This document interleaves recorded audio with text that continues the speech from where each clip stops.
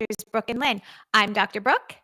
And I'm Dr. Lynn. Welcome, everyone, to our live weekly check-in, where we're Yes. going to be talking about all sorts of great things, life after kids. And very often it's something that we're personally grappling with, and hoping that you guys can relate to the same topics that we're going through and the advice that we would have. Yep. If you can, catch us live on YouTube. We'll be doing these pretty much every Thursday, unless something that comes up that's out of our control, at about this time. So it's about it'll be somewhere between like 1:15 and 1:30 Eastern time. If you can't catch us live on YouTube, they'll also drop that night on the podcast platforms. That's a tongue twister. Wherever you listen, you should be able to find us. So just to know that we've got two, right? We come out every Sunday with a podcast, and now we're doing one Thursday for you all as well. And this is more like the Thursday is, as you said, Lynn, real time sort of friendship talk. Just kind of nice. It's just off the cuff. And typically if there's something going on with us, you guys have experienced it at some point in time or maybe going through it too. So anyway. Yeah, well, let's talk, real life problems over 40, over 50, in my case, eyesight. So I'm going to be on and off with the glasses today. Man, with all of the technical advances, this is not what we're talking about, but you know that it seems like they can't solve, with a surgery, or very easily the myopic vision of what happens when you get older, but they can if you are have the other type, which is farsightedness. So if you can't see far away, they can fix that, but if you can't see up close, which is me and these glasses, they can't fix that. So man, if there's an eye surgeon listening out there, please hurry up and do that. Do something. And then you have the conundrum of you can't see far, and then you get the glasses to fix the far, and then you can't see close up, and you need something for reason. Oh, the joys of getting older. We'll buy all the cute readers. Right? First world problems. Yes. Okay. So that is not what we're talking about today. We're hopefully going to hit on two things. But the first thing I wanted to talk about is something that literally just came up for me today. And I think we've skirted around and talked about this topic before. It's about our kids and when they struggle and what do we do. And it just came up because I got adjusted this morning. I get adjusted a chiropractic adjustment pretty regularly. And I went this morning, and my chiropractor has a daughter, twins, college age. And she was saying like, she had her daughter went away to college, wanted to go south, far from home, went and hated it. And she was like, like walking through that with her. And she's like, and I'm the mom that wants to I wanted to fix everything for her. I wanted to go down there. I wanted to be there. I wanted to do all the things, but I couldn't, and I didn't want to. And it sucked for me as a mom, but she was so much stronger on the other end. And she ended up finding what she really wanted. She came back, got into a school, she's not living at home, but it's a school in the Northeast. And she's like, she's flourishing. But had she not gone through that and saw what she didn't want, she wouldn't have known what she really wanted. So that's a whole thing to unpack too, that sometimes you don't know what you want until you do the wrong thing. That's like for us when we chase our purpose too, right? I've been through so many different things that didn't pan out for me. And you know what? I don't count them as failures. I count them as learning lessons, right? So I think that's important. But in the middle of that conversation, I was also driving there and coming home, getting a text from my youngest in high school in a full-blown panic because he didn't think he did well on a test and was basically having an anxiety attack at school. And I'm going to throw up. I'm so sick. I can't be here. I can't concentrate. I can't. Mom, please come pick me up. Please, Mom, please come pick me up. I can't stay. And you guys, you could judge me if you want, but I texted him back and said, sorry, I'm not getting you. You have to figure it out.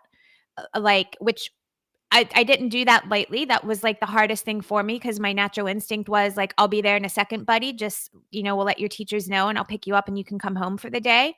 But I know from my own experience dealing with anxiety that was not going to solve anything. And so I said, you know what? You can't listen, you can't take back what happened with the test. Once you get it back, we'll deal with it moving forward. But you have to just pull yourself together, take a couple deep breaths, do what you need to do. The worst thing you can do is come home and sit here and worry about it. Like, and then I got the text back, you don't understand. You don't know how it feels. Well, that was a good text for me to get because I do in fact know how it feels. And I said to him, I know exactly how it feels. I deal with anxiety, and the worst thing you can do is run away from it, even though it feels awful and scary in the moment. If I let you come home, it's going to be a problem for you. You need to stay there and realize that you're going to get through it. You're going to be okay. There is absolutely nothing wrong with you. You're just having an anxiety. You're anxious. Um, and that's not easy to do. And even after I did that, I was second guessed myself the whole time. So I was like, oh man, maybe he just needs a day at home, like a quote mental health day. Maybe I should have picked him up. Maybe this, maybe that. But I've had people in the past that I love when I'm there say to me, like, suck it up because there's nothing wrong with you. How are you going to figure out and get about your day? And it's the best thing for me is to address whatever it is that I'm afraid of or whatever it is that I'm bothered. It's not the best thing is not for me to run away. So I'm talking about specifically like in an anxious moment, but this I think applies to everything with us and our kids. Like you learn the most about yourself and go stronger in the suck, right? Like, It's not easy. Listen, and we we like to do things that are comfortable. We like to be comfortable. So, I mean, I really applaud you because the thing that would have felt best as a mom, right? Like in a weak moment, couldn't you just like almost thrive a little bit when your child is because it's a chance for us to swoop in and mhm. fix things, right? And I think that as moms, we talk about the different types of moms. We've got that really talented, like specially gifted caregiver who that's really where they show up. They're like the nurse nightingales, and they really have a lot to offer in those situations where things are tough. But that is ultimately not what's best for him, right? Yeah. For the child. And yeah, I was just talking. I mean, we've all had anxious moments, right? I think we've put when we put labels on things, it's interesting because I tend to think it gives it a lot of power, and I know you and I agree on that. Yes. And I know a lot of people will say, "Well, I have anxiety," and that becomes then an identity. And I think that it's really important. I like what you said, which is like you're anxious, like Yes. you're dealing, like these are emotions. There's a whole gamut of all of these different emotions, and we all feel them. Yep. And now we just have to, okay, what are we going to do about it? And so you gave him the opportunity to figure that out because honestly, he's going to get through that, like you said. And you say earlier before we came on that he already texted you and was feeling so much better, Yeah, right? I should mention, And like go ahead, I yeah, don't wanna cut you off, there's more to the story, but go ahead. go ahead. This is the time. Fill us Yeah, in. What happened?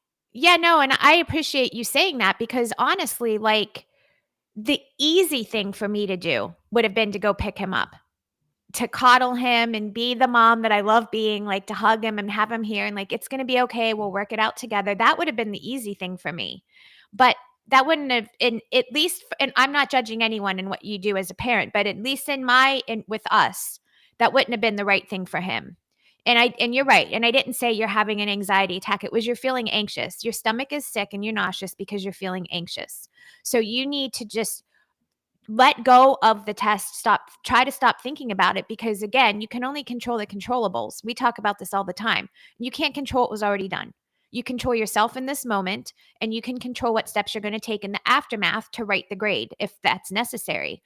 So you're going to need to like stop, take a few really deep breaths, maybe go to the bathroom, throw some cold water on your face. But inevitably what I find if you're feeling fearful about something or anxious or whatever you want to call it, whatever you do to try to minimize the fear, and you might not be able to minimize the fear in the moment, you just have to walk through it. You just have to do. So for him, it was you just have to stay to school. At school, you've got to go to class, you've got to interact and like do it scared. Do it feeling crummy, do it feeling nauseous, because eventually, if you go through your normal motions, it is going to dissipate.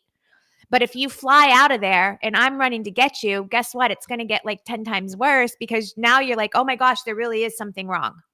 Yeah, and you've told your child or not in without saying out loud, like you've given them an unwritten unspoken message that they're not strong enough to deal with this on their own, or they're not capable of dealing with it on their own, that they need you to help them get through something like Right. that. When in fact, this demonstrates to him, oh, I'm able to rely on myself and I am capable, even in moments when I don't feel so good. Yeah. Um, you can still bounce things off your mom and dad, of course, Right. right? And your brothers and all that. But at the end of the day, that skill of him tucking himself off of a ledge is what Hmm. he needs practice on right now while he's still in your home, right? The Right. more he can do that, the stronger. We love that word resilient. That's building resilience because you're walking through it, as you said, feeling crummy, feeling scared, but coming out on the other end of that, it's proving to yourself. That's confidence. That's how confidence is built, right? It's Yes. not never going through the bad thing or sidestepping the bad thing. It's going through the bad thing, realizing it feels bad, but making it out on the other side and realizing, oh, okay, I did that. That that was hard and I did it and that makes me stronger. Exactly. And that's the thing, and to your point, like, if I would have done that for him there when he's in high school, or maybe it's college or whatever, like, that was just a high school test, not to minimize how he was feeling, but, like, what's he gonna do when he gets into the workplace and he has a stressful day? I Yeah. fear that we're, like, we wanna coddle our children out of love, but we're not setting them up for good things if we don't let them Yeah. struggle through that. So, and there's conversations there too. So why is, one test? What's going on there? Right? Like why is there's pressure that he's placing on himself somewhere. Yeah, I mean, there's a lot that we could unpack there, but inevitably, what I really wanted to hone in on was like sometimes they just have to struggle through it and you can't swoop in and get them. And to your point, he did. So I didn't hear from him for like, I don't know, maybe 45 minutes to an hour. And I was busy doing some work and I figured he was in class anyway. And then right before we got on the call, he texted me and said, Mom, I went and played basketball with some friends after lunch because they have an extended lunch at their school so they can eat and then they can do what they want with it after they can do something like that or whatever. It doesn't matter. But he said, I went and played basketball with some friends and I feel much better. So I used that as an opportunity. I texted him, said, that's great. I said, just so you know, when you do start to feel anxious like that ever in your life, one of the best things you can do is move your body in some way, even if it's in the short term, because it will pull you out of that and it'll calm your system down. And then went on to say, I'm so proud of you. Like, great job. And I'll see you after school. And now it's over. As much as that sucked for both of us, because I was worried about him too, like he'll be stronger on the other side of it now. That's great. And I think there's a lesson in there for us as women, um, outside of our mother role, as we build that relationship with ourselves, when we have those anxious times, when we're worried about our children, when we are dealing with something very serious, or just having a day where we're like worried about something, whether it's real or imagined. I think that's a great conversation to just follow that same formula.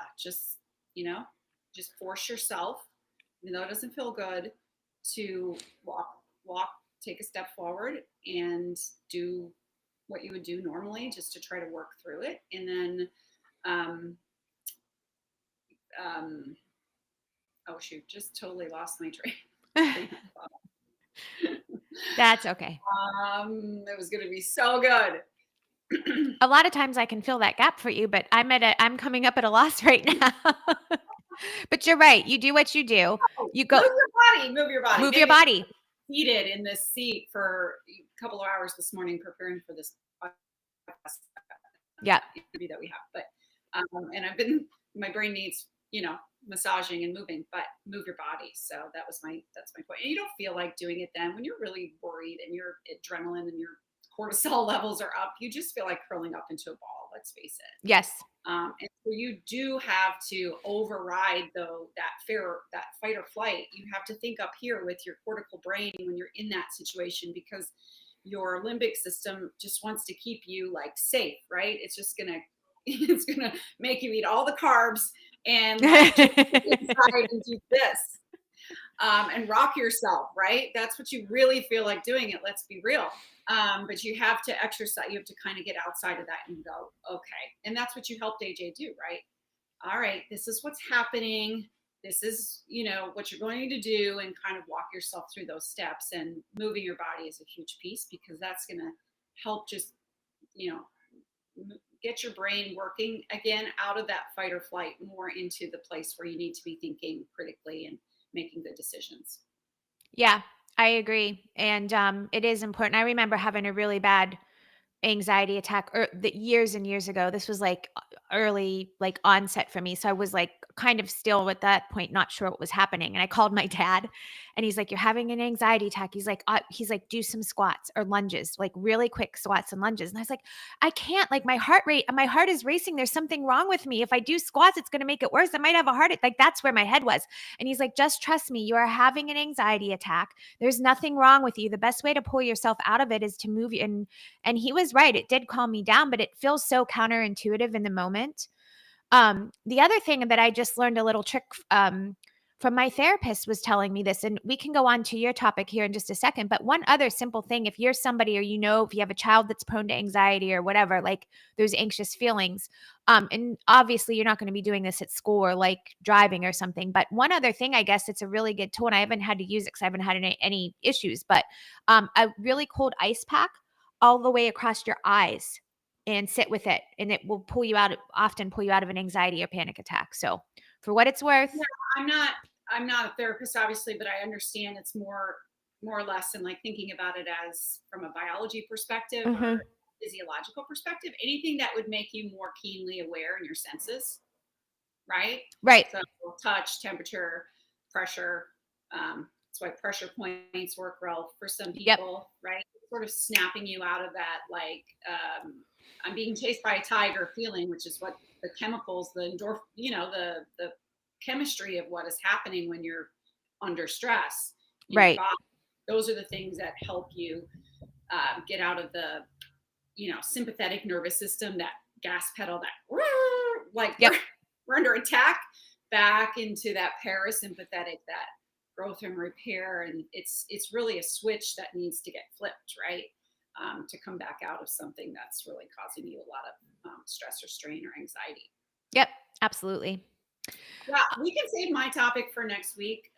Totally fine. I think that maybe we'll have more after we talk today. We'll have more clarity on that topic. It's a good one. I think it's just something that's coming up for us, and it's really knowing when to take a chance on yourself, knowing when to roll the dice, and it's a mix of not only feeling confident, because we talk all the time about you have to sometimes act as if you can't wait for the confidence to come. Sometimes you have to take the steps forward, and then as you're walking through, kind of like what we told AJ, get the confidence after when you come through it and it doesn't feel so good, right?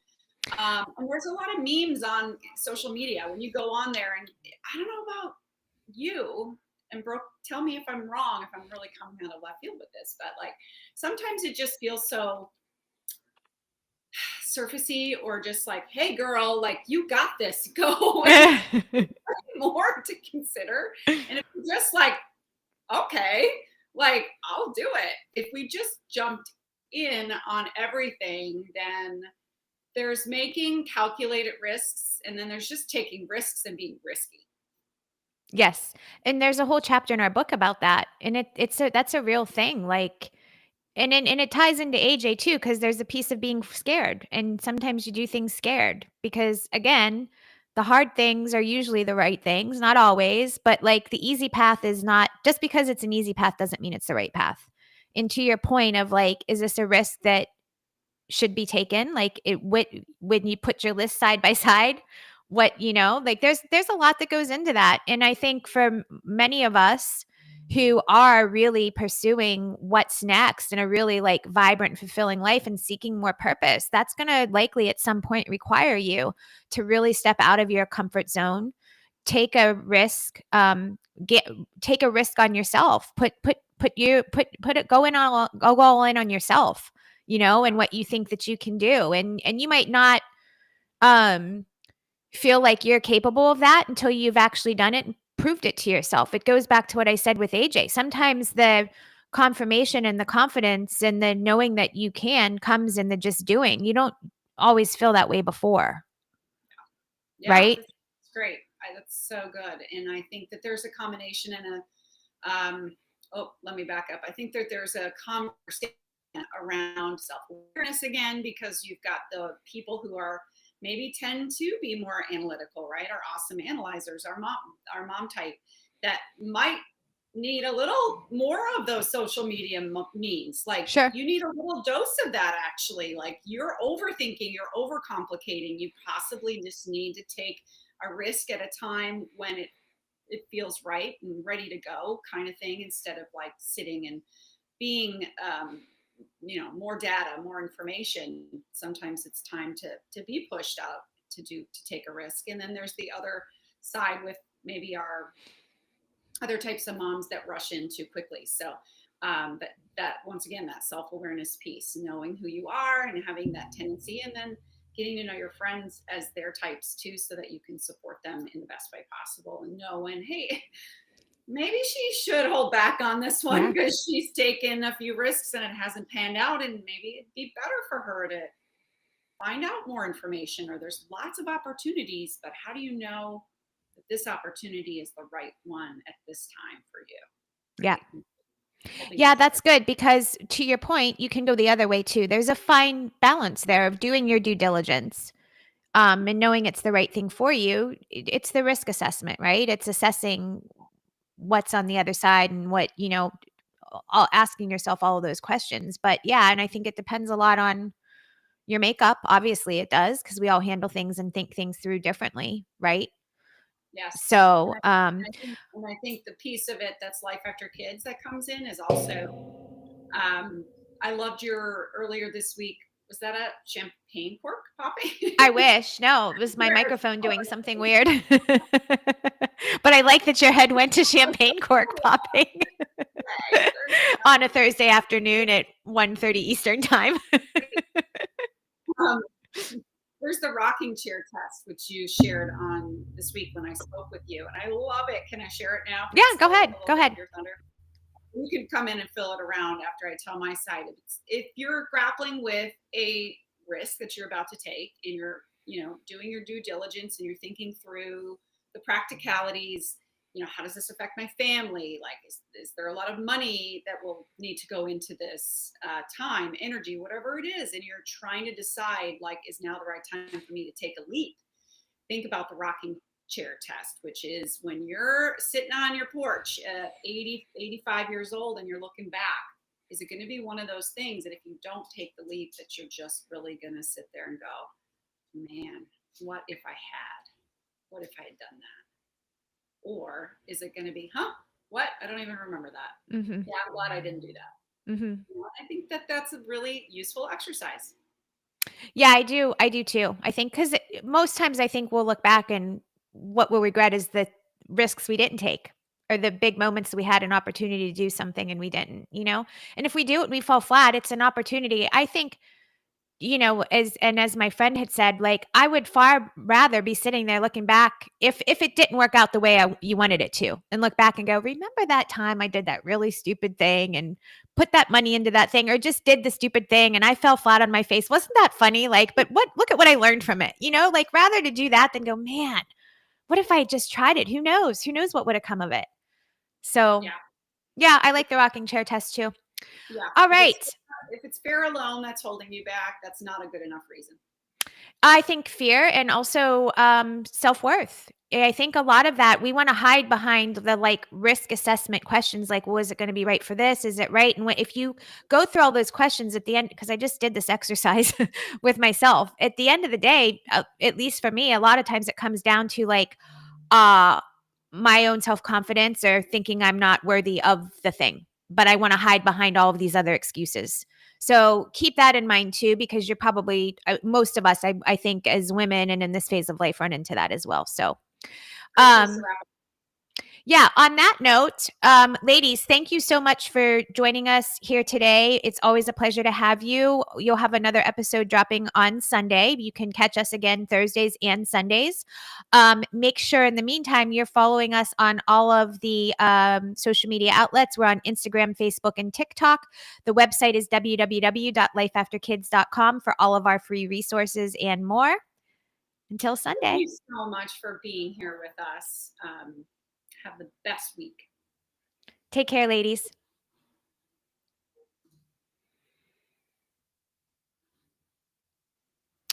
Okay. I think that was good. Yeah.